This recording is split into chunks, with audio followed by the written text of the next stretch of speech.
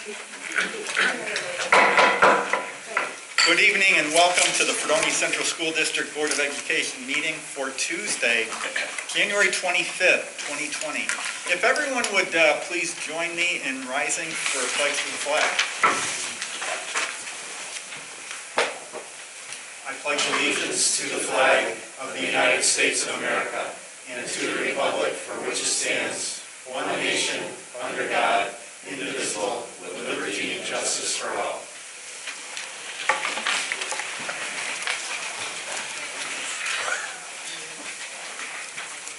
Thank you. We have a consent agenda tonight. The adoption of the consent agenda upon a motion and a second, plus a affirmative vote by members present, approves each and every item so designated. However, prior to the adoption of the consent agenda, any board member may remove any item from the consent agenda. This item will then come up for discussion as part of the regular agenda. The purpose of the consent agenda is to expedite routine matters so that the board has more time to deal with substantive matters. So if I could get a motion to bring the agenda to the floor.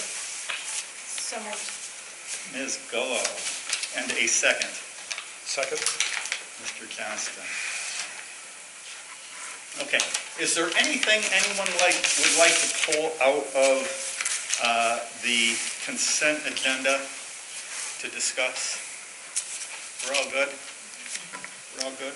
Okay. If that's the case, all those in favor of approving the consent agenda signify by saying aye. Aye. All opposed?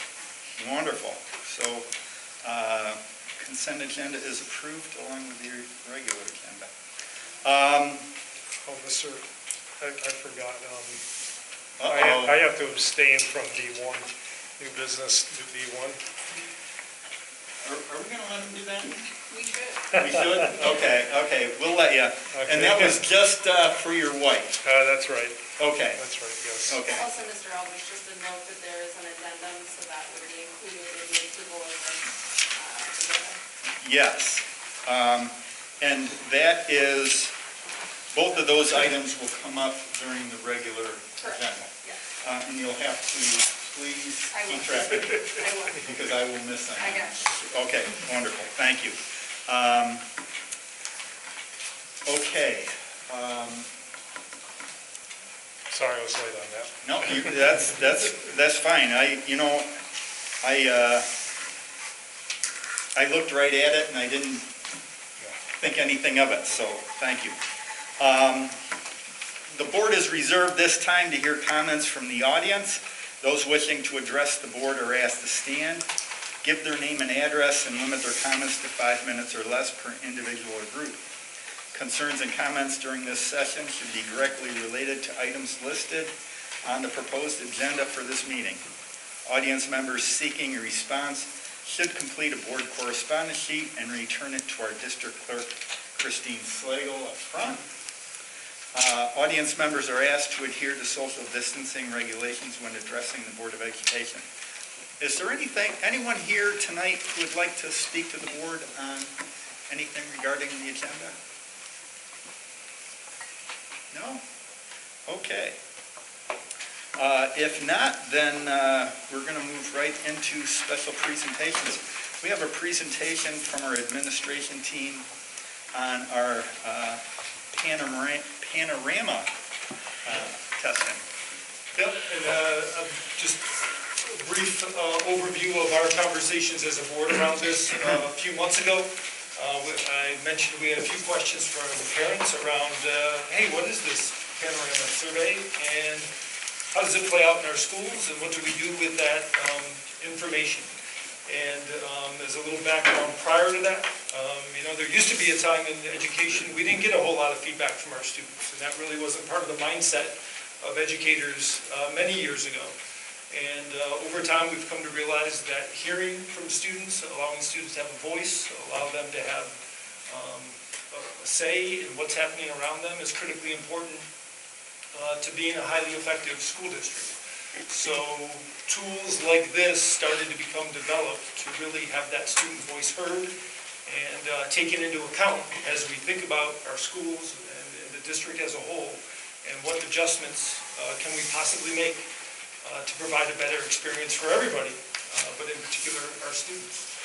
So we have our secondary admin team with us tonight, along with some of the middle school team, so we're excited, and thank you guys for being here, very much appreciated.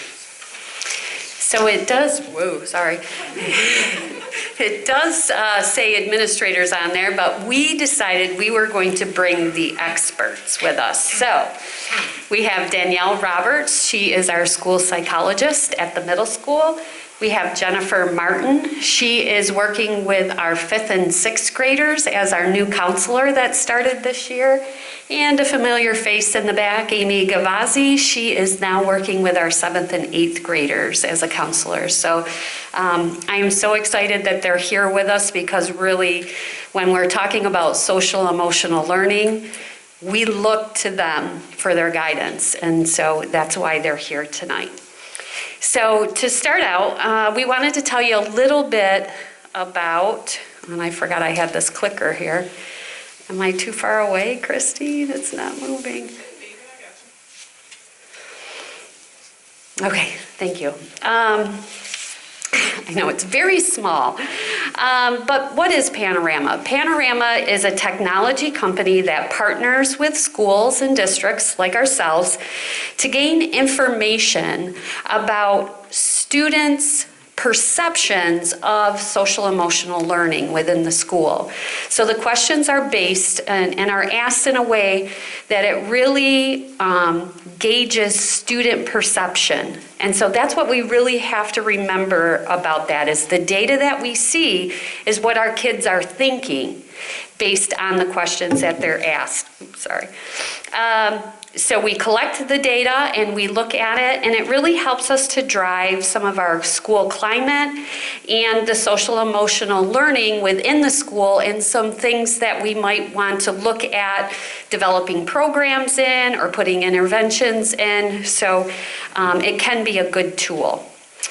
So also, from the data that we collect, this program has what's called a playbook.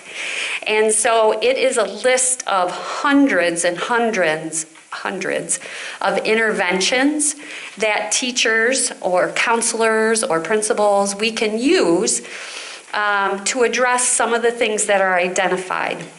And we're going to look a little bit closer at that shortly. I'm just going to move this. Go back for just 1 second. Sorry, Christine. So at the middle school and the high school, we administer this survey 2 times a year, in the fall and again in the spring. At the middle school, we administer the survey during their social studies classes, and at the high school, it's during PE. And I think it's important to note that we're not the only district in our area that utilize this resource. In fact, 18 other districts do, and they administer it in a similar fashion. So we are able to then compare data to some of our local neighboring districts. Okay, now go ahead. Thank you. When we look at the data, as Paula said, we're looking at the student perception data, so how they're feeling related to some of the topics and the questions. And it's divided into a few different categories. To start, we have our social emotional learning competencies, and that's things like emotional regulation and grit and growth mindset, self-management. And the second category is the student supports and environment. So it's looking at cultural awareness and action, diversity and inclusion, school climate, a sense of belonging, teacher-student relationships, and valuing of school. So when we look at this next slide, these are the district results for middle school and high school combined for the 4 core areas of the SEL competencies. So if you look in that left corner, you can see the survey results are based on 774 student responses. So these are really student characteristics and students' perceptions of themselves. So these are those 4 areas: the self-management, grit, emotion regulation, and growth mindset. And when you're looking at these scores, in order to interpret that, so we'll look at self-management. So that score is 77%. So overall combined, our middle and high school, responded 77% favorably. And when you look at that next column, that compares us to the regional data. So those 18 other districts in Area 2 BOCES who also took Panorama, when we compare us to the average, our score of 77 was 4 percentage points higher. So if we go to the next slide. So this is the second set of scores that we get. So these are the student supports and environment.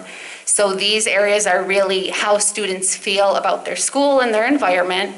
And we read through those 6 areas. So when we're looking at these are the district results combined. Our area of greatest strength was that diversity and inclusion area, and our area of greatest need was the sense of belonging. So the next slide is specifically middle school results. So if you look, our strongest area overall was self-management. So 77% of our students responded favorably to those questions. And if you look, that's 4 percentage points higher than the average score when we compare us to that regional data. And we will explain later exactly what responded favorably means. If you look, our lowest score for middle school was emotion regulation, which does make sense developmentally at this level. This is what we're always working on.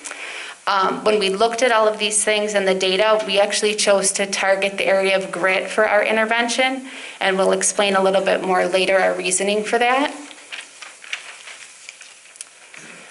And then that last slide is our other middle school results. So you can see when you're looking at these scores at the middle school, our strongest area was our teacher-student relationships. So our students had a 70% favorable rating, and our score was 12 points higher than the average score compared to that regional data. Our lowest area here out of these questions was the sense of belonging. So 50% of our students responded favorably to those questions. So when we looked at these areas, we decided to choose sense of belonging to focus on our interventions. Good evening. For the high school, we measure exactly the same stuff in the high school. We also, in our top-notch area was self-management for students. Again, 77% responded favorably, but you know, I really want to focus more. I like kids, I think sometimes we want to focus on the things that we do well and really focus, like when you're studying, I tell the kids, you know what, we need to focus on the things that maybe we don't do well and practice on them. So I want to skip right down to the bottom of this group where it's a growth mindset. And we want to make sure that our kids feel like they can accomplish what they need to accomplish. And coming in, if you don't have a growth mindset, you feel like that you can't succeed. And so even though it says 45% responding favorably, we're going to hit what that means. It's not really as low as you might think. There are a lot of middle ground kids in there that don't get counted as favorably, but still feel like they do have some growth mindset. But to me, I want to make sure that our kids do feel like they can be successful. So that's going to be an area of concentration for the high school. We can go to the next slide. Similar to the middle school, our highest area in this was the diversity. Which again, I think it's nice that we're doing well with that, and it's a valuable area. But the other ones, obviously, we have some work to do. If you go all the way down to the bottom, where a sense of belonging, you know, if you look at the high school, to me, this makes complete sense for this year that we're so low at all of the events that the kids didn't have. And the events that they want to have, you know, like we couldn't have dances and a lot of large gathering things. I mean, we came up with some pretty cool stuff for the kids to do, don't get me wrong, but I think just that sense of belonging and being able to participate in the normal activities brought that way down. And you know, these are things that we use to make some decisions based on our entire school. So for example, a couple years ago, we looked at the Start With Hello program to get the kids kind of engaged in the school every day and making friends and feeling like they're making relationships with each other. I know the middle school did that again last year, correct?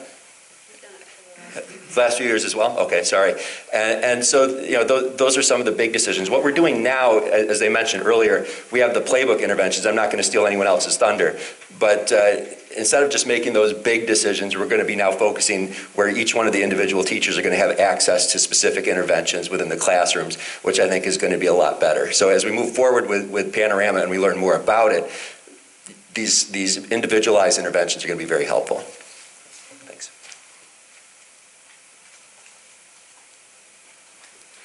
So when looking at student competencies at the middle school, we're going to be focusing some of our interventions around grit.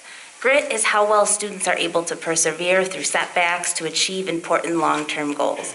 This is particularly applicable given some of the obstacles our students have faced due to the pandemic. You may have noticed that we chose to focus on improving our students' grit as opposed to some of the other results that may appear lower. Looking at a couple of the questions on the survey may help you understand why. The percentages that you saw summarized earlier in the presentation are the percentages of favorable responses. On this slide is an example of one of the questions. So for the question, how often do you stay focused on the same goal for several months at a time? The percent favorable answers included frequently or almost always. However, thinking through this particular question as answered by 5th to 8th graders, our most selected answer of sometimes doesn't seem super unfavorable when thinking about a student's level of grit. So some of those things we took into account as we looked through how they specifically answered each question and when we decided how to focus. And there were some of these questions in each one of the areas. When we talk about student perception data, there's a level of interpretation by students as they understand each question. Given that, we examine the data and the questions and compare the information we know about our students from other sources too. So focusing on grit made sense. So when you pull up our results and look at Panorama, it links right to this playbook, and you can see some of these suggested interventions that we have. They can be different activities, lessons, or programs that can improve the student competencies in certain areas. Here are some suggestions on improving grit. In the playbook, users rate them and how useful they are to them, how much they like them, how well they think they worked. And many of the top-rated choices and strategies require pretty low effort on our teachers' part, but have shown some very positive results at other districts.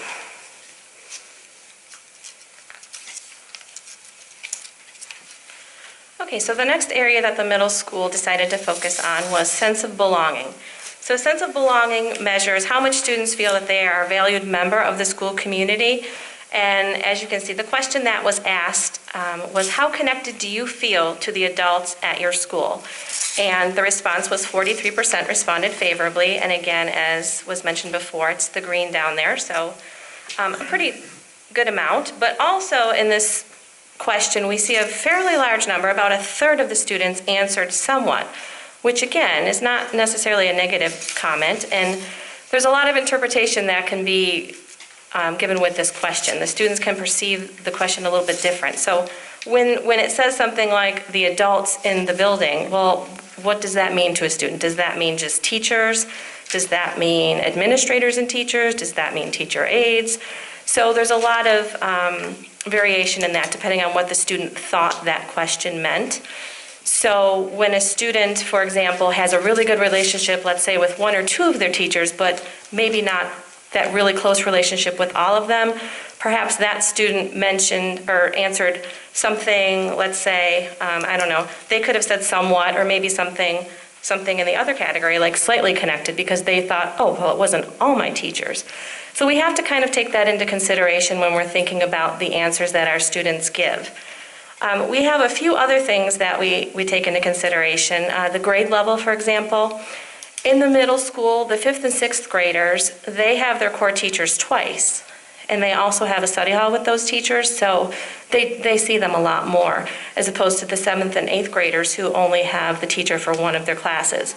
So we would expect that our 5th and 6th graders have that closer relationship with the adult, which if we go a little bit deeper into the results, we do see that. The 5th and 6th graders feel more connected to the adults in the building. So one last thing to point out about this slide, there was an increase from last spring, of 9% for this question. And again, when we think about that, we think about COVID and all of the craziness that happened last year with students being on hybrid learning, some being fully remote, and not really having that face-to-face contact with the teacher as much, and not having that connected feeling that they have this year. So in our next slide, we talk about the intervention for sense of belonging. And there are a lot. I'm just going to give you an idea of what that looks like. So we're going to focus on just one, which is morning meeting. So morning meeting addresses students' SEL needs on a daily basis. And what it does is a teacher would have students come in the morning and just kind of do a check-in. So how are you feeling today? How are things going for you? A hello. So they're fostering that sense of community in the classroom. Somebody cares about me. Somebody wants to know how I'm doing. And it doesn't take that long, and this is just one of many options. So what our plan is in the middle school is to kind of address these interventions by grade level and talk with our teachers and go over some of the interventions, see what they think would fit best with their classroom, the age of the students that they're teaching, the time commitment that each intervention takes, and kind of go from there and come up with a good plan. So Christine, if you'll click on that link, we just wanted to kind of give you an idea of what the teachers would see in the playbook when they got on there. So if you can click on any one of those, Christine, your choice, and then scroll down. So you can see that this is what the teachers will have access to. They can select an area, and then they can click right on there and read through it, see if it's something that fits, with their classroom, something that they would, find helpful. And if not, you click right back out, and there's many more. And so what we found through the playbook, there are interventions that are from very easy to more complex. That might be a building-wide type of intervention that we'll take on. But we're pleased with the amount of ideas that will be at the fingertips of our teachers. I can speak for the middle school. Our teachers are asking for some social emotional learning techniques for them to implement. And so this kind of works into the need that we have right now. So any questions? Sounds like a lot of great resources, and just going back to our last meeting where we heard about iReady, and there was some very specific targets for these interventions. Have there been targets set and expectations in terms of everyone will try one, or that they'll be reporting back so that we know which have been tried? And so how will we kind of know the extent of those interventions that will be happening? Sure. What we plan to do at the middle school is meet by grade level, as Jennifer said. Looking at some of the interventions, some of them are for younger kids versus, wouldn't work with an 8th grader, 9th grader, 10th grader, 11th grader. So we feel the best plan of attack is to meet with our teams. We have not done that yet. We have been kind of developing our thoughts as a group, as a counseling team. And we're going to push out into the grade level teams, give them access to the playbook, start to look through it, talk with them to see what makes sense, and then we'll set, okay, this is as a grade level, this is what we're going to try, and then let's come back and let's talk about how it went and if we need to tweak it, or if it worked well or it didn't, let's pick something else. So that's kind of our plan of attack. In the high school, it'll be similar. We don't have grade teams, though, so as we meet departmentally, within each department, the teachers have relationships with, like, for example, the English teacher or 2 English teachers that teach grade level 9 also meet with the social studies and the math and the science as much as possible. So we're going to start off departmentally and then form groups to look at these. The other piece is with the playbook, as each teacher tries an intervention, there's an opportunity to rate it and comment, so we can get feedback that way to see how our teachers are using it, which ones they found effective, and honestly, the higher level we are as far as grades go, some of the interventions are, like bringing a stuffed animal into class, which might not be great in 12th grade. It might be still, but some kids like that. But so we have to decide, is this appropriate, and that's going to be done on an individual basis. Yes.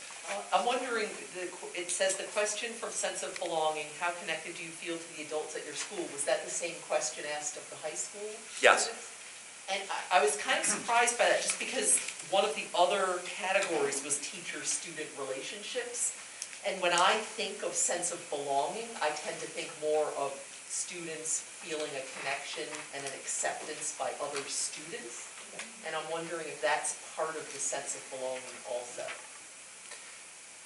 Yeah, I mean, that is a piece. The other part of the belonging is, how well do you feel like you fit in at the school?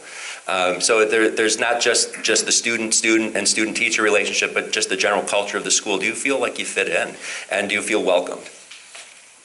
And sorry. I don't know who this question is for exactly, but I'm wondering, is there an accepted point at which we should feel concern? Is it 50% or lower? Is that something that's been examined by people who created this? Let me give it to our experts here. We met with one of the representatives over at BOCES who works closely with Panorama, and he's helped us out quite a bit over the years as we started to learn about Panorama and use it in some different ways. And we asked him exactly that. Like, when you look at 50, it feels alarming in some ways. But he said, most of the districts around here and in the trainings he's been to, it does make sense to compare regionally because they're having a very similar experience to you. And so to see that we're doing, pretty comparable to them, and in some areas quite a bit better than people in our region, we should feel okay about that. Not that it means we shouldn't still work on interventions and work on things, but there shouldn't be a huge cause for alarm. And I think that's when we kind of got more into examining what does this, favorably piece mean. And then when we saw some of those sometimes answers, we thought, well, I might answer sometimes too. And so I think we feel okay about that, not that we don't want to continue to intervene, but we're not feeling this kind of sense of our students are really struggling. So, Mr. Paschke, you were pointing out the growth mindset that we were at 45%. Yes. And then next to it was -3. So was it 48% across the 18 other districts? So we're like right in that same. So yeah, what that says is we're 3% lower than the average of the other 18 districts, or the total of 18 districts in our county or in our BOCES region. Which is concerning because we're below 50% through the 18 districts. So to that point, what are we doing as a school district working with the other school districts, the other 18, to accumulate this information and put us in a better place? That's a really good point. Right now, I don't believe that we have an opportunity to meet with the other school districts to discuss that outside of our BOCES forums where our teachers are going to meet with departments from across the other area BOCES, but they're not discussing Panorama at those. So that's a great point to bring up, that should be a piece of that. So thank you for mentioning that. And how many years have we been doing this? 3? I think it's 3. Okay. Is it 4? Well, I think the first year was like very smat. It's just kind of like trying it, and I don't think we did it. I think we did it as a pilot the first year. So I think we've done 3 years with Fidelity. Okay. And 2 of those years kind of panoramic, or the pandemic. Yeah. Yes. So it's really, to be honest, if and this is just my opinion, I feel like we're hopefully going to get to a point where we can see with a little bit more consistency what our results are. If you even look at our results from the end of last year, in the high school, only 48% of the kids responded to the survey because we were at home. And we said, you're going to be taking this there. So if you look at the results from then compared to now, where we have a much larger percentage of our kids taking it, 89%, 90% of our kids are responding, then it gives you a truer picture of what's going on. Another thing that we're looking at is taking it away from, for example, phys ed class. Some of the kids they're like, wait a minute, I don't get to play animal ball, I got to go take the survey? Oh man, then they're in a bad mood when they start to take the survey, and that could affect it too. So we're looking at some other options to not pull them out of their phys ed classes to take it. Thank you. Yep. Yeah, well, that's a good follow-up. Can you hear me, Mr. Paschke? Yes. That's a good follow-up, because I'm looking at the middle school, we're one school, but the middle school results are far higher than the high school. Yes, they are. And I look at testing environment, and middle school is social studies, and phys ed is the high school. And I also look at, the spring was remote, correct? Correct. Yeah. So the numbers are up in the middle school, but down in the high school. So, I think testing environment's very important. Agreed. It should be the same environment. I have a question about the test itself. Is it multiple choice? Multiple choice? It's more of on a spectrum. It's like exactly the way they had it on there, like sometimes, that kind of thing, like sometimes, always. Do you have the ability to see if kids are just clicking like the same thing all the way down the spectrum? I don't think that we can see that. They don't have it. I'm just wondering, how invested they are, and that's a viable question. And so I think it's good that you acknowledge that maybe the testing environment should be, similar. Yes. Yeah. But I think it's very important. It's extremely important. I compliment you on putting this together. Thank you. Yep, I agree, it's really important, it's really interesting data. Can we see all the years or just the last test comparatively? We can go backwards and see it all, yes. So you'll be able to start to see trends? Yes. Okay. My question was a little bit of kind of follow-up, and Courtney and Steve touched on a little bit, but, in the high school, we were down this, and there's a lot of change. But I'm actually even more curious now that you said more students took it in the fall than in the spring, and with more students, our scores were actually lower than they were in the spring. I mean, what's the interpretation or, thoughts around, really kind of being down this fall when presumably, right, more kids are in school and more activities and things are happening? This is just a guess on my part, but my interpretation would be that when it was done at home, I think that you're getting a lot of self-motivated students that would be willing to take the survey, and maybe students that are less self-motivated that would have brought the scores down a little bit lower chose not to take it. That's my guess of it. Okay. Yep. Interesting. Thank you. Any other questions? Thank you very much. Thank you, guys. Thanks, everybody. Yep.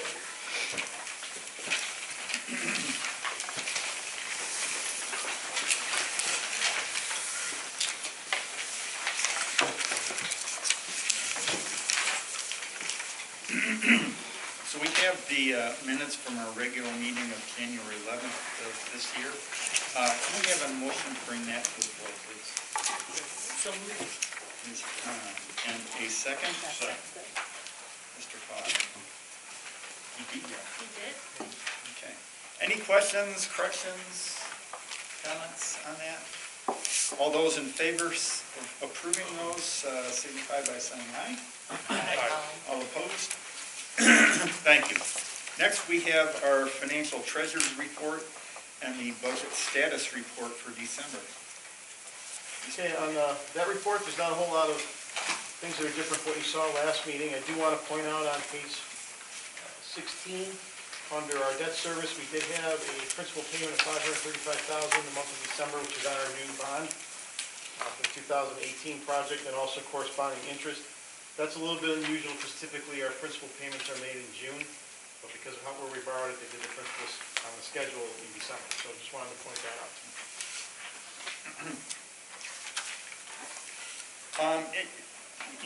I had talked to you about this before the last meeting, but I get,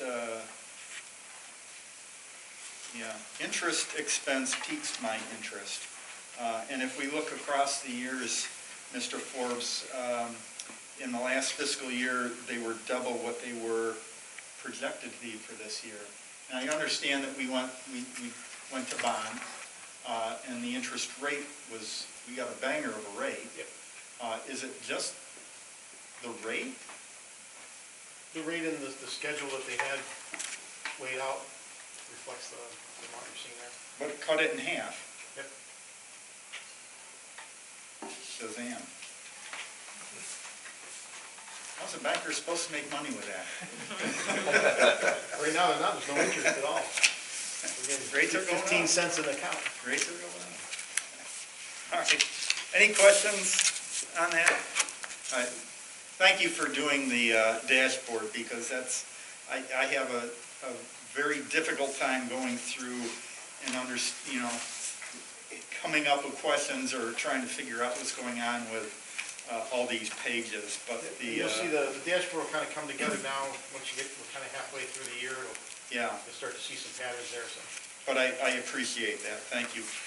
So then we've got the revenue status report. On that one, I would like to point out a couple things. About 2/3 way down the page, under basic formula aid in the month of December, we got 383,000 general aid, 487,000 of excess cost aid, and then we also booked in the November teacher's retirement of 434,000. So that all total up to 1.3 million. We also had the 50,000 of the VLT, which is a supplemental lottery aid, on the next line. Okay. Any questions on that? No, but I didn't realize that we were talking about the dashboard. And the question I got for John is, our total expenditures along the bottom line don't line up with our external auditors amounts. We're off by $500,000. On which year? 2020, 2021. Yeah, I'd have to look and see, man, I must have some kind of typo there or something. Looking at all of them, back in 2017, 18, they all fluctuate like that, where the numbers that you give us are overinflated. In comparison to the audit report? Yep. Okay, I'll take a look at that. In that, I won't speculate to what that is, but, Yeah, I'll look because it could be an accrual, it could be several things, but, so, back to the dashboard, I do have another question. Your estimated expenditures for this year are going to be about $500,000 below our budget, our expenditures. And I understand, we use some of our reserves to balance our budget. Were we at 1.1 of reserves? 1.1, but that's on that side. On the expenditure side, in the past 4 or 5 years, we kind of had built in the same amount to offset it. This year, we kept it a little tighter, so that we gradually bringing down the fund balance. So we had projected roughly about $700,000 under budget on the expenditure side.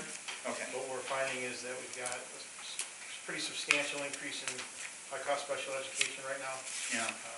Students coming in, coming out, so that's going to be a factor there. And obviously, we have to see how the next month or so plays out with utilities and things like that too. Okay. Any other questions? Okay. If not, then if I could get a motion to bring the treasurer's report for December to the floor. So moved. Ms. Gallo, and a second. Second. No, I got you. I think that the sound waves were quicker from you than Mr. Johnston. All right. Mr. Forbes, any comment on that? Nope, all balanced again. Okay. Any questions? All those in favor signify by saying aye. Aye. All opposed? Thank you very much. Okay.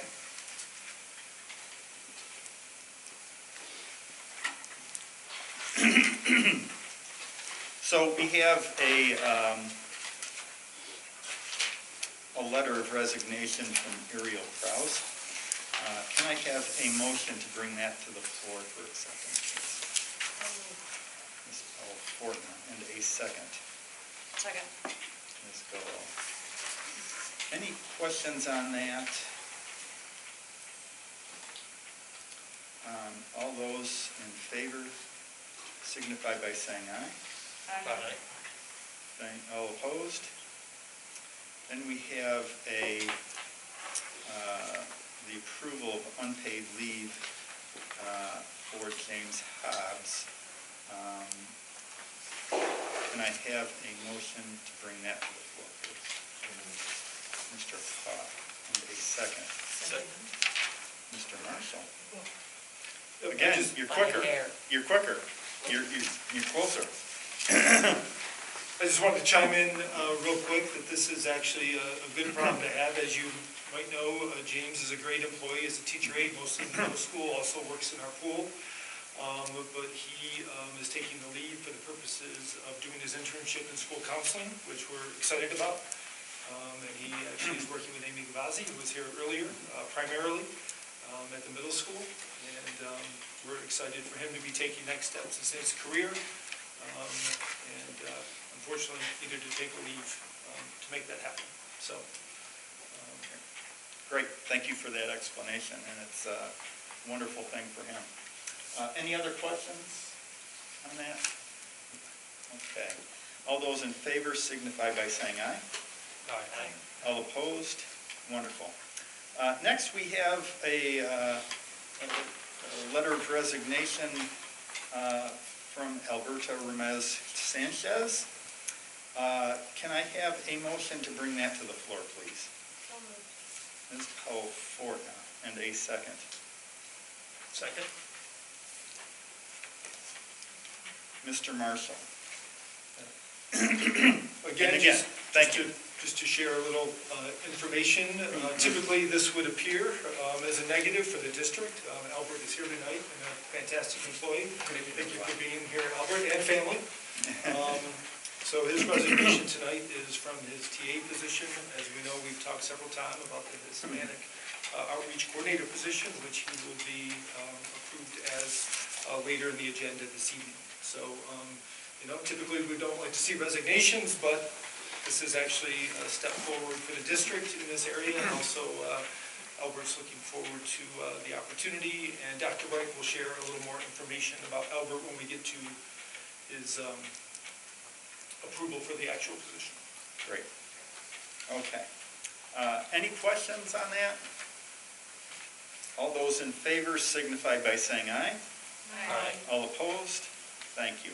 Next, we have a letter of resignation for retirement from Christine D. Carlantonio, a kindergarten teacher. I have a motion to bring that to the floor, please. So moved. Ms. Hahn, and a second. Second. Ms. Gallo. Before you get into this one, I would just like to say from a personal note, I hate to see this because she touched one of my daughters in a special way as a kindergarten teacher many years ago. And when I told my daughter her kindergarten teacher was going to retire, she was saddened. She's also here. She is? Oh, okay. I can't tell with masks on, I'm sorry. But Lindsay she was saddened. Anyway, I will. And I will mainly let Mrs. Piper comment, but I just want to say over the last year, I've got to know Tina fairly well, and it's always great when you visit a building and you feel very welcomed in a classroom. And Tina was always one, and I think she does this with everyone, not just me, but calls people in, engages them in a conversation, talks about what the students are doing, creates an opportunity for the adults to interact with the students in the classroom. And we always talk about that positive, nurturing environment in Wheelock. I think Tina is a fantastic example of all of that. Ms. Piper, what would you have to add? I couldn't say it better. I keep telling Tina, I can't imagine Fredonia without Tina D. Carlantonio, because Tina is just the face of Fredonia. She makes you welcome. The things that she does for her kids are above and beyond every single day. Every day. She greets her kids. She's not feeling well. She greets them with a hug. They'd never know it. She's here for them. She's just the epitome of Fredonia schools, and she's an amazing teacher, and I want to cry. But I'm so excited for her because she's not one, she's here tonight. She's not one that's like, I'm retiring, I'm counting down, I'm out of here. She is fully dedicated She's amazing. She's amazing, and we're gonna miss her more than she realizes. So you're asking us not to vote on this? Please vote no. Is that a choice? With regrets, I will ask, all those in favor signify by saying aye. Aye. All opposed? We wish you the best.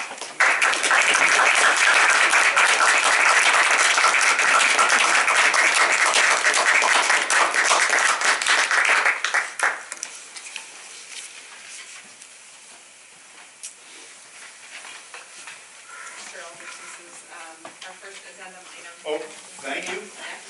Thank you. I saw Mr. Sanchez back there, Ramirez Sanchez back there. Just, he was waiting. We got to wait a little longer. Okay, so we have, before we get to that, we've got the approval of a resignation for the purpose of retirement for Michael Mallory, music teacher.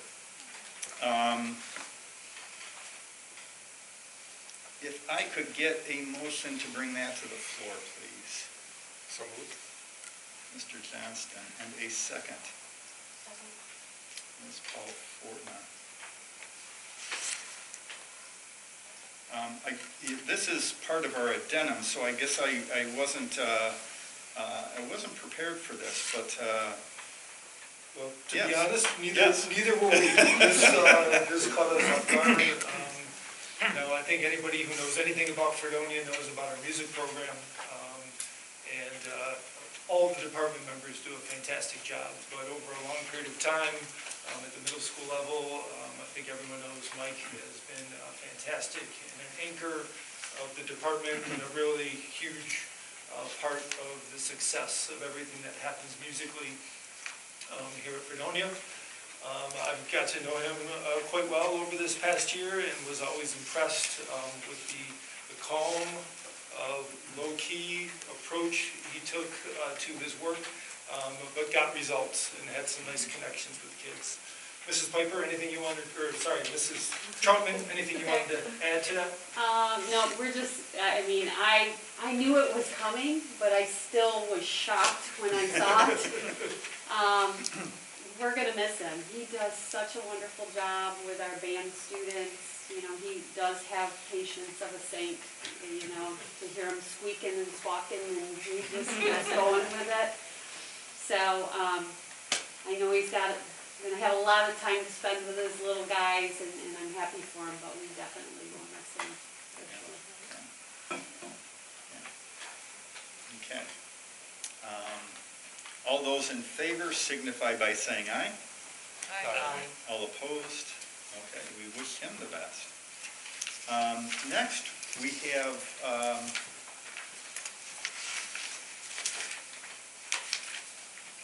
correct. This is Page 3, we're on Albert now. we're on Albert. Okay, great. Just thank you for keeping me in line. You got it. So next we have an approval of appointment of Albert Ramirez Sanchez to a 6.5-hour, 10-month-a-year position as the Hispanic Outreach Coordinator. Can I have a motion to bring that to the floor, please? So moved. Ms. Hahn, and a second. Second. Mr. Marshall. Okay. Yep, as you know, Albert has worked for several years in the district as a teaching assistant, has done an outstanding job. A former Fredonia student, as an exchange student, and has numerous connections in the community in a variety of ways. And in many ways, just by being who he is, going the extra mile, he's fulfilled some of this role in just his work as a TA. We are thrilled to offer the position. We are thrilled to have him accept the position. And Dr. Wright had a few other comments that we wanted to share regarding Albert. Thank you. When we first embarked on this, there was so much to do with civil service and what were our needs and, trying to get a position. We were so grateful that the board accepted creating this position here for our district. And then it was really looking to see what was it that were some key attributes to bring to this. And we were fortunate to have 3 very qualified candidates. But one of the things that Albert brings to this position is his longevity, his knowledge, his attention to detail and follow through, the relationships that he has made with families, the relationships with teachers, and there has to be a trust factor.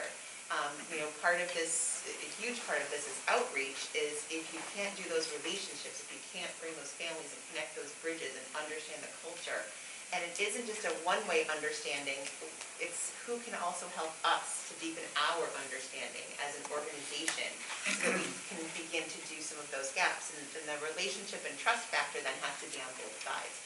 And so it's a very crucial, pivotal position. And it was interesting because one of the first things in the interview was, Albert said, well, having been here 9 years, you all know me. And finally I just said, I don't know you. And so we started laughing about that. And he sort of looked at me. I'm like, I've only been here 7 months. I don't know you, and I'm like, tell me about you. And so that was fascinating too, to hear a history that I don't know, like as Dr. Ziliak said. And I will certainly, have Mr. Ramirez speak on his own behalf, but, coming here as a foreign exchange student from Spain. So it's interesting to have heard the learning curve for getting to know the Hispanic population that we have here in school that's growing from somebody who is not of that particular, community himself, but rather he also was, as a Spanish European, coming here to learn the American culture and now for this culture. So it was really fascinating to hear some of the nuances, the journey he had, and it really kind of opened our eyes to what that's like. And so we just felt that it's a wonderful fit, and the excitement, enthusiasm, the ideas he brought to the table, that we said, what would your priorities be? How would you timeline this? What would you say? And just every single time he had all this beautiful original ideas to bring to it that we just feel is going to be exactly what we need as a district level, K-12, really global position. So couldn't be more excited, and certainly would like to, ask Albert to please, if you would like to speak and introduce your beautiful family. We're so glad that you're all here to celebrate. Good evening, everyone. I am beyond thankful to have been offered this position. I'm thankful to everyone, Dr. Wright, Dr. Ziliak, the entire board. I am beyond excited to be able to build some bridges and help communicate better with our Hispanic community. So thank you. Thank you for everything. Great. Thank you. And certainly Albert's very humble, but he comes with a law enforcement background that gives him yet another perspective to this position, which again can only help us in our understanding, our efforts, our communication. So we are thrilled. Thank The you. interesting thing about this position is it's brand new. Yes. And that you get to kind of write your own story of what this position is, and you don't have to compare yourself or try and fill the shoes of somebody who came before you. So I think that this will be a great opportunity for you to start that position with your own. So if I could, any other questions? Okay, all those in favor signify by saying aye. Aye. All opposed? Congratulations.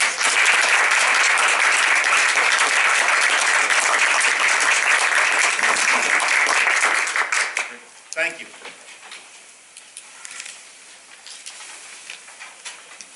Okay. So next, we have the second item on the addendum.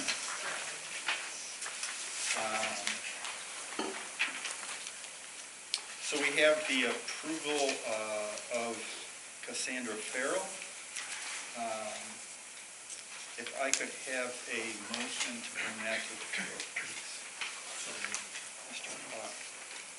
And a second. Ms. Paul support now. Okay. Dr. Ziliak. Yeah, so as you recall, kind of tying in with some of the conversation from the Panorama survey, we talked a few months ago about this idea of supporting students social emotionally, especially at Wheelock in the elementary school. And that there's a little bit less staffing in that area as compared to other parts of the district in terms of counseling and social workers. So again, thank you to the board for making a commitment to add a position that supports that effort in both of those locations. We had a chance to interview Cassandra, and she did an outstanding job, very positive, very upbeat, very bubbly, very enthusiastic, really demonstrated her passion for social work and working with families and students to help them be successful based on a variety of challenges that they may be facing. She also expressed that she really is connected with students at the lower grades and felt like this was a really nice fit for her skill set. She brings about 5 years of experience working with students as a social worker, and then also a nice array of other experiences in the social work field, but not necessarily directly connected to students. So just a nice, well-rounded background leading up to her approval here tonight with our district.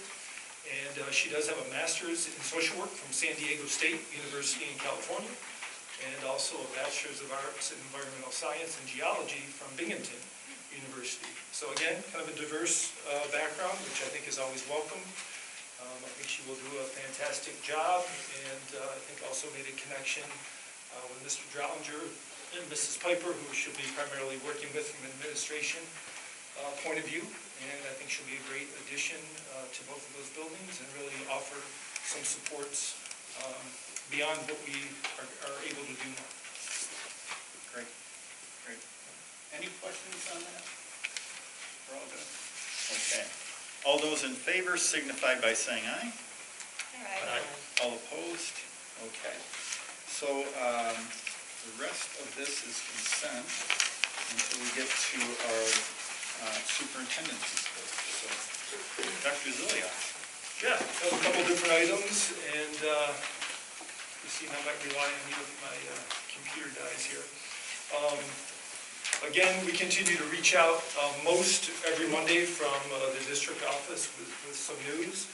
And I'm not going to steal thunder from our round robin, but please know, and I think this communication is a good example of all the positive things happening around the district, from classroom activities to athletics, to our art program, to just a nice cross-section of things that are happening in the district that remind us of why we're here, and we see students doing well and succeeding and being successful. And you know, and everything going on, and a lot of the updates I'm going to give tonight are outside of that student-centered focus, but are relevant to the conversations happening around the district. But I just want to remind everybody of the great things happening, and thank our students for their efforts, and obviously the adults both in the district and at home who are supporting those students in those efforts. So well done to everyone. Probably the biggest conversation in the district and in the state really over the last 24 hours is around the mask mandate. And there was a court case, technically a Supreme Court case, in New York State, in which a judge found that perhaps our state education department did not have the right to mandate masks. One thing to keep in mind in New York State, the Supreme Court is actually a lower court. Above the Supreme Court in New York State is the appellate division of the Supreme Court. And then the highest court in New York is the Court of Appeals. So most people hear Supreme Court and think, well, that's the final word. And in New York State, it's a little different as compared to some other states, as well as our federal government. So that kind of threw people into this feeling of, well, I guess we don't need to wear masks in school anymore. And I started to get a few emails with people either questioning this or indicating that they may have their son or daughter attend school today, which would have been tomorrow or yesterday, without having to wear a mask. And Our area superintendent group, along with David O'Rourke, our district superintendent, took some time to dig into this information. And also information come from SED saying there will be an appeal first thing in the morning, and that will create a stay, and there would be no remaining changes. Now, true, it took a little bit while into the day-to-day for that stay to come through, but that is currently the situation.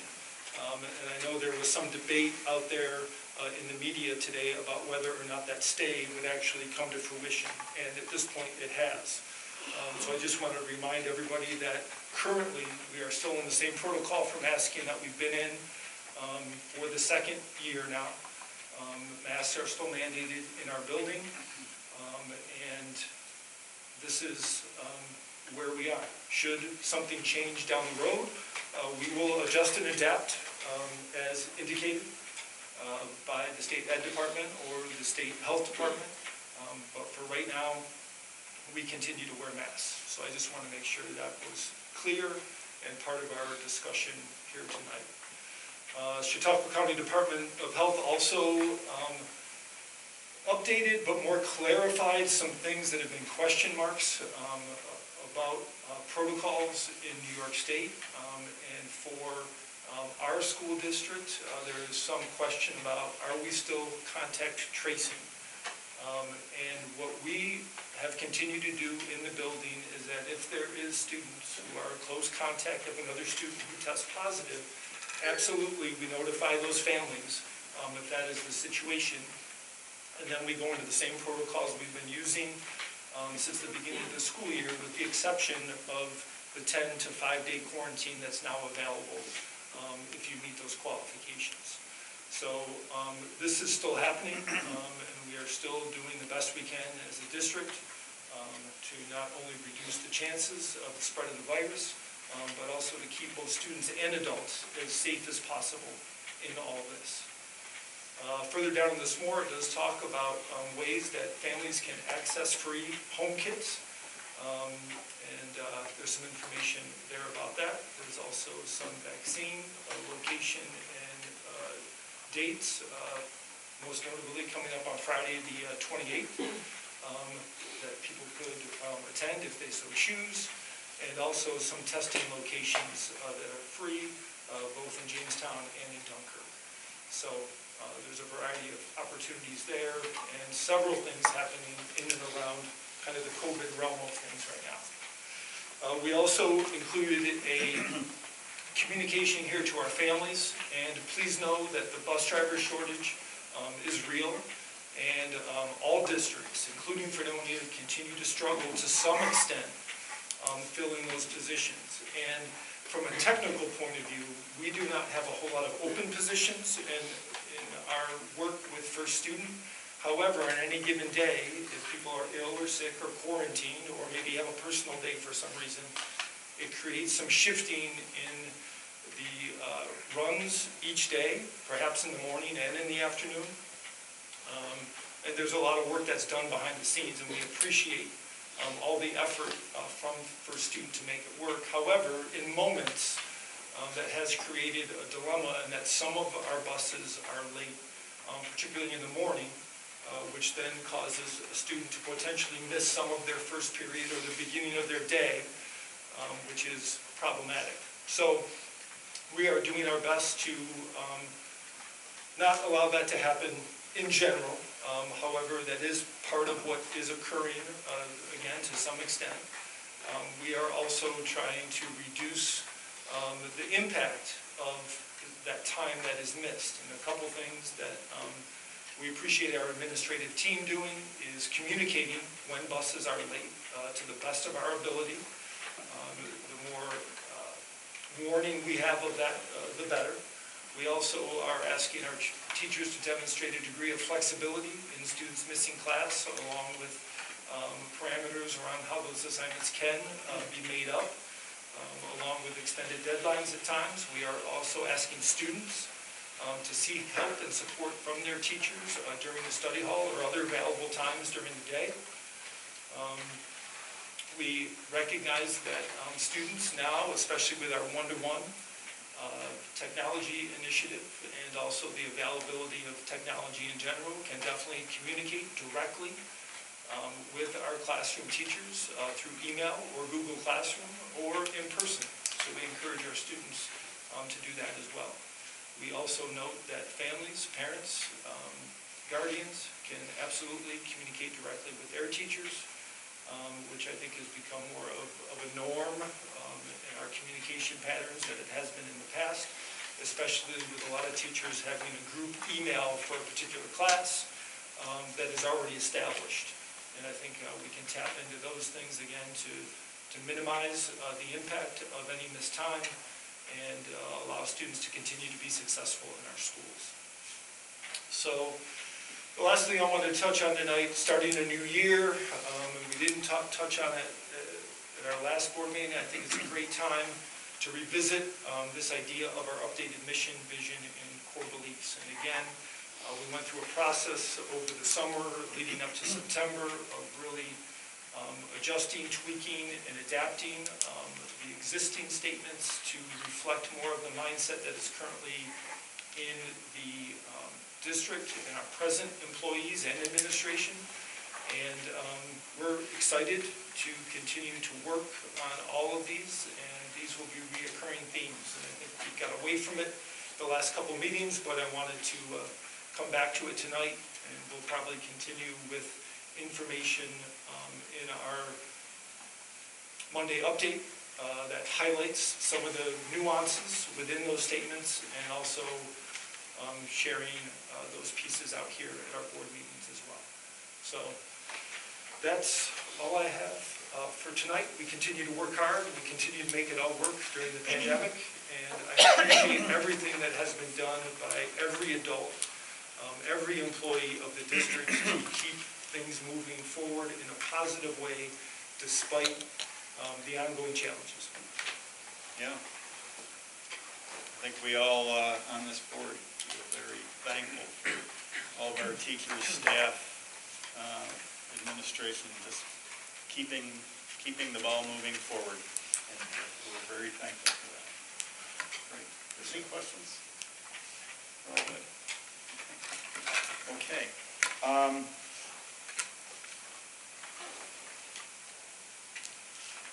So the next regular Board of Education will be February 8th, 6 o'clock right here.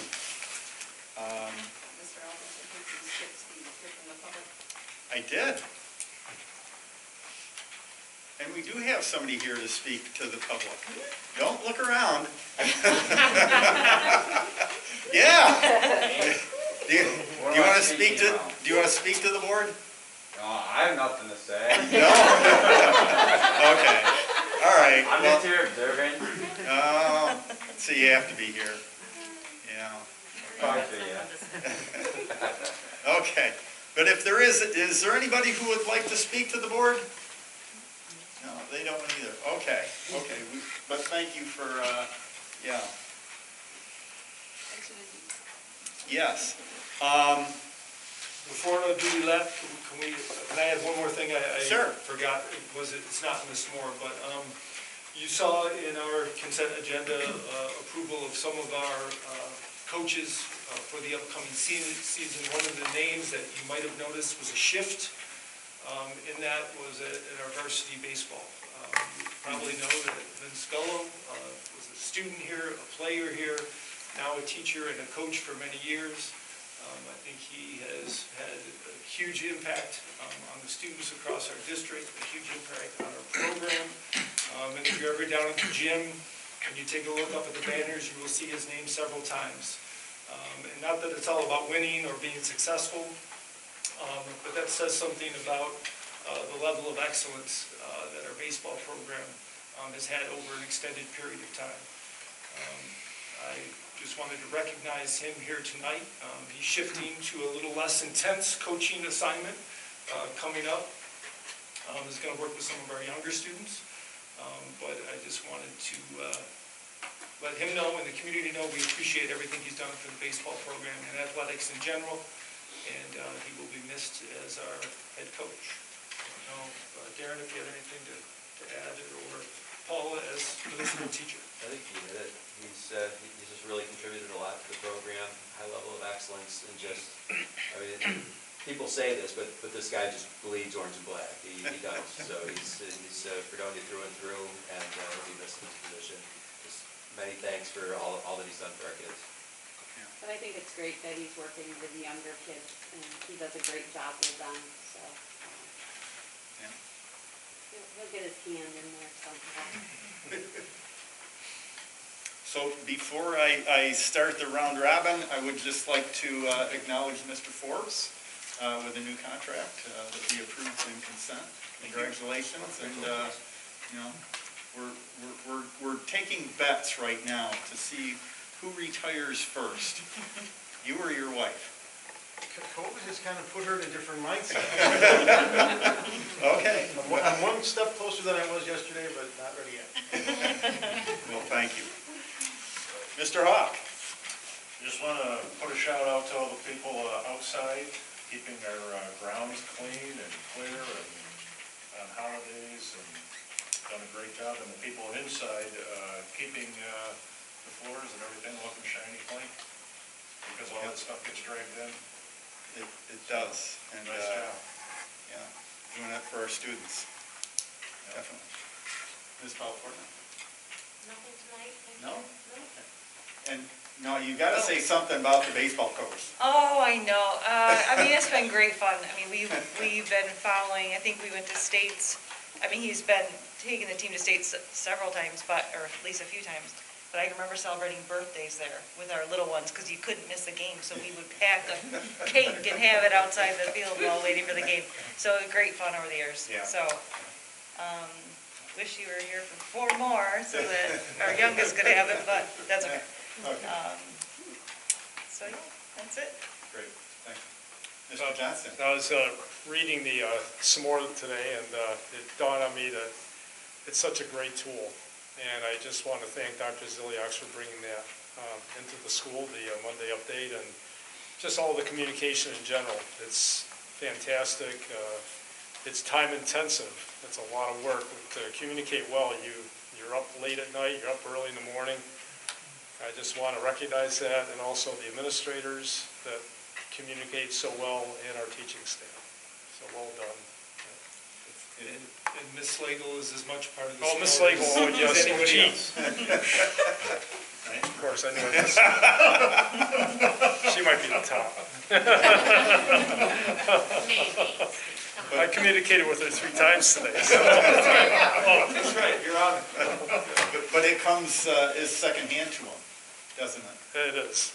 That whole thing. It comes naturally. Yeah. Organically. Mr. Marshall?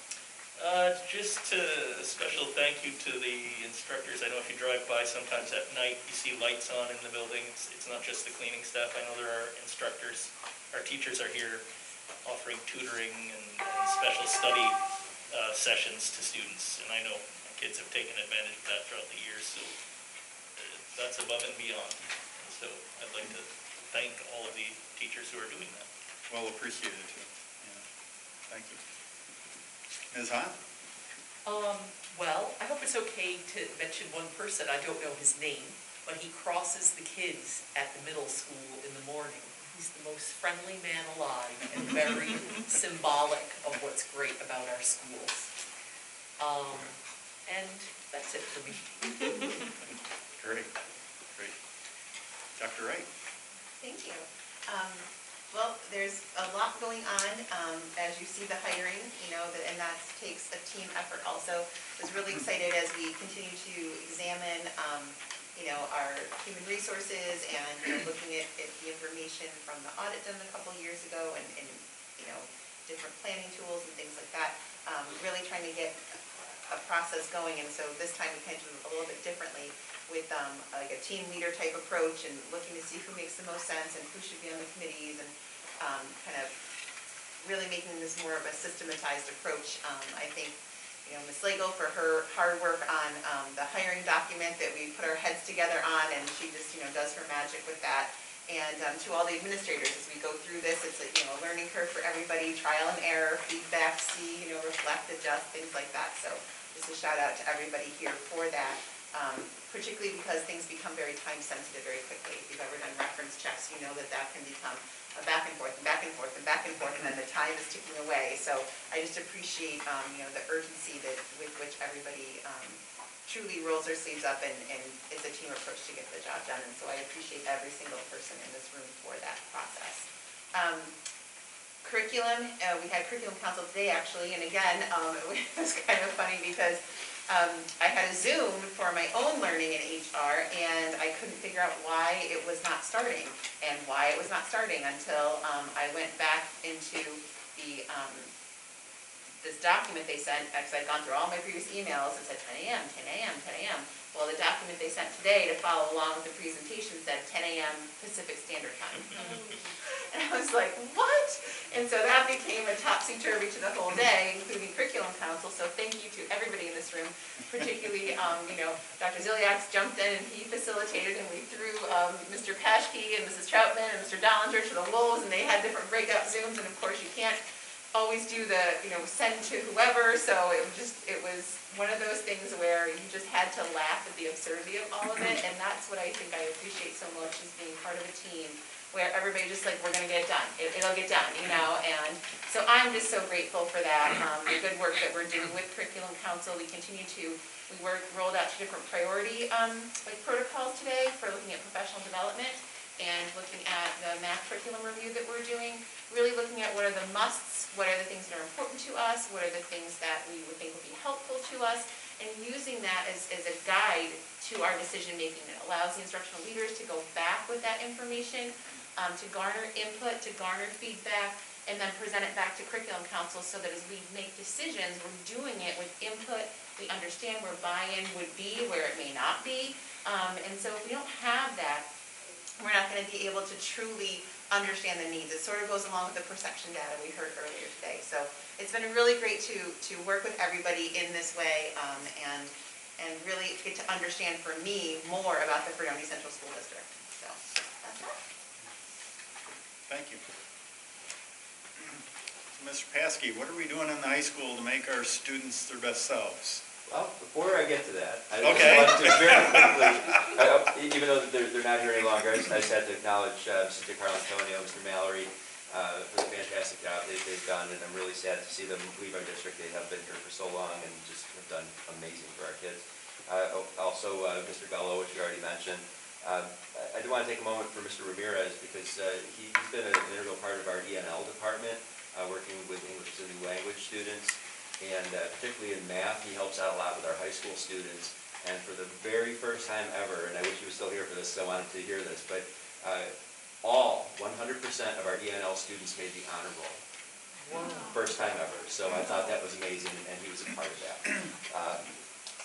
For high school, last week we had our National Art Honor Society induction. We had 5 new members that came into the National Honor Society. Following that, we had our high school art show in the art wing, which, if you haven't had a chance, a lot of the artwork is still up. You can just quickly walk down the art hallway. Our kids are phenomenal. In particular, Fran Wilson, one of our seniors, her works were selected to be hung in the Marion Art Gallery at Fredonia State. And they're doing Fredonia Showcase right now, and she's a featured member of that. And that is now through February 13th. If you wanted to go through and see her artwork, it is available at the Marion Art Gallery at SUNY Fredonia. One other thing I wanted to hit is, we were talking about the panorama, and we're looking at things like we want kids to have grit, and we want them to feel like they fit in.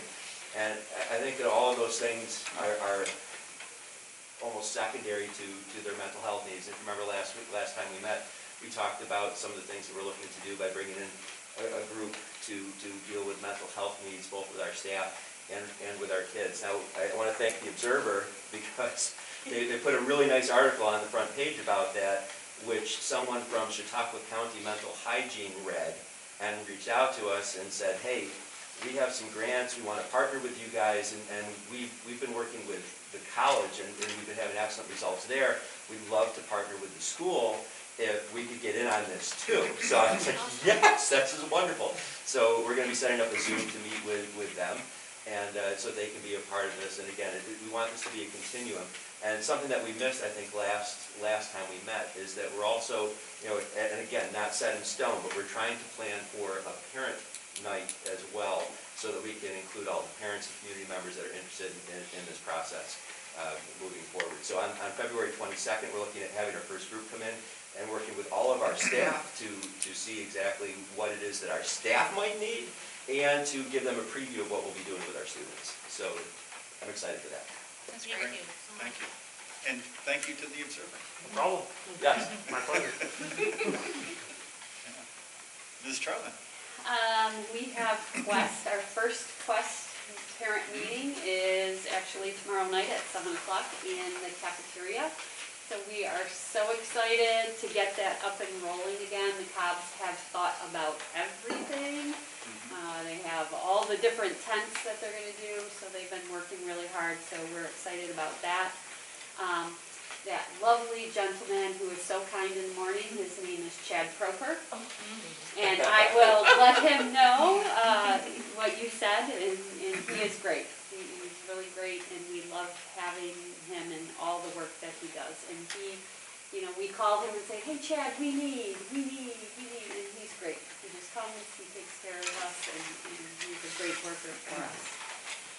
Our guitar club has started in the middle school. They've had 3 meetings so far, made up of some electric guitars, some regular guitars. Our music teacher is not teaching it. It's actually an ELA teacher who loves guitar, who is working with the kids, and I had the chance to sit in on their last club meeting, and the kids are so excited. And actually, I brought my guitar in, which I don't know how to play, and one of the girls tuned it for me, and she showed me how to do a few chords, and so it's just another great experience for our kids to grow their whole self. So we're really excited about that. We are finishing up our iReady benchmarking winter assessments. And so we will be sending that information home in report cards when they go out, probably in 2 weeks. So there'll be a report card and then how each student did on the math and the ELA benchmarking. So that will be, I'm excited to actually see how our kids did. We put some incentives in place to try to get our kids to do their very best. Because sometimes when they do them, they're like, it doesn't really mean anything to them. So Jamie and I went into every single ELA classroom. We're kind of piloting it with ELA, and we talked about the importance of it and what we use it for. And the kids seem to really take that to heart and want to do their very best on it. So I can't wait. We're going to wait a couple more days, and we'll be able to see their scores and how they're doing. The end of the quarter is coming up next week, and so we'll be halfway through the year. So that's pretty huge. So kids are working hard and doing well in the middle school. Great. So if you need somebody to help you out with the guitar class, I know Mr. Paskey and Mr. Drellinger play a really mean rock air guitar. Yeah. So they love to help you out. It's true. I'll sign them up. Yeah, I've seen Mr. Paskey rock out. Yeah. Getting older, the air guitar is getting heavy. You hurt yourself. That's right. Mr. Drellinger. The same thing at the elementary school, the marking period ends on Friday, so teachers are busy working on the report cards and things like that. We are in the middle of data collection week, so a lot of the teachers have printed off their home reports for the iReady, and they have come into my office. They're excited to show me the growth. So the teachers are using these reports, and they're feeling good, because they're seeing that these kids have grown, and it's a really reflection on the work that they've done. So this is a nice measure for themselves. And we'll have all that data collected by the end of this week. And a part of that data collection, we do start to touch into the social, academic, and emotional behavior side of things at the elementary level. Kids in grades 2 through 4 take an assessment this week. It's 20 questions long, and it's kind of like a precursor to the panorama. It's called My Savers, and that gives us a little bit of feedback how the kids are doing at the elementary level. At the end of this week, I'll sit down with the school counselors, and some students will be red flagged based on what they self-reported, and we'll make time to meet with all those kids individually, and then we'll kind of, the school counseling team kind of, tries to do like a deeper dive to figure out what it is that the student has going on, and then they develop a plan to continue to counsel that student. And then we do this assessment again at the end of the year, and we look for growth in what they're self-reporting to see if our interventions have been successful. So, and then lastly, today we had the curriculum council meeting, and I'm really excited to have a partner like Dr. Wright to work on this process to review our math curriculum, and then if we come to consensus by September, we'll have something new that we're rolling out to our students, and it'll be something that new things are exciting. So that'll be a fun way to start in September, and I appreciate her leadership on this because we made a really cool document that will help lead us through the review of all the different research-based programs that we have to choose from. So it's a good partnership here. That's all we have going on. Great. Thank you very much. Ms. Farrell. Hi. Wanted to say thanks to the board and the district for listening and understanding student needs and supporting the appointment of a new social worker tonight. I just think that's a really exciting and much needed position in our district at this point in time, and I'm really excited to work with Cassie Farrell. She's got a lot of enthusiasm, so thank you for that. Just a few reports from some of our teachers. Mrs. Kelly in the high school reported to me that she's doing some lessons involving the novel of Mice and Men with a focus on empathy, individual differences, and making connections. So she's helping her resource room students reflect on their own positive contributions to the school environment, improvements that they can make, and action plans for them to consider how to ensure what I would call enduring kindness. So sounds like a really nice thing that's going on there, using that novel to launch some other aspects of learning. And Miss Graham in the middle school sent me some pictures, which I was not able to bring with me tonight, but she has her students in her 811 science class. They are learning about DNA. And they did a really fun project to deepen their understanding of the double helix structure of DNA, and they built a model using Twizzlers and toothpicks and mini marshmallows. So it looked really cool. The pictures were really fun, and they got to have a maybe not so nutritious but fun treat after they made that. And the Unified Bowling season is underway. The team's been practicing after school. The first match, I think that's what bowling is called. I think it's a match. Is at Lucky Lanes next week on Tuesday, February 1st. At this point, that will likely be a virtual event with just our team at Lucky Lanes and the competing team at their own lane. But there are 5 additional competitions that will be held in February. At this point in time, spectators are welcome to attend, and I wanted to thank Coach Conti and Mrs. Tomaszewski, who's the youth activation coordinator for Unified Sports. Great. Thank you. Ms. Piper. At WheeLock, we had our Student for Donning Student Teacher start this week, so it's always nice to have a new level of enthusiasm as their students come in, and it's just added a whole nother layer to WheeLock, so we welcome all of the student teachers. We're getting excited because we're coming up on our Global School Day of Play, and that is a worldwide day that is spent in schools across the world celebrating play and the importance of play in early childhood and school. So that will be February 2nd. So you'll see the kids outside and inside and whatnot. So we're super excited about that. We also are in the midst of starting our data collection. At WheeLock, we collect information on savers as well. The students don't do it themselves, obviously. The teachers also do a survey looking at their students and their mental health and some supports they might need social-emotionally, as well as myself. I go around and I actually assess every student in their early literacy. So it gives me an opportunity to work with every kindergartner student one-on-one and assess their literacy skills, and gives us an idea then where we need to intervene for each particular student in kindergarten. So I look forward to that selfishly because it gives me an opportunity to really sit and chat with every kindergarten student. So Great. it's happening at WheeLock. I didn't realize you did that. Wonderful. Nobody else did. Mr. Forbes. I just quickly want to touch on state aid. As you know, the governor released her proposal last week or so. As was reported in the Observer, Fredonia is set to get the 3% foundation aid. We had adjustments in the categorical aids, which is you don't get it unless you spend it. Some are up, some are down in comparison to the current year budget. And we don't know how this will play out because Governor Cuomo's been there for a while, but Governor Hochul, we don't know if this will be the worst case. But typically, the governor's budget is the worst case, so we may have a little more positive news as we get going on here.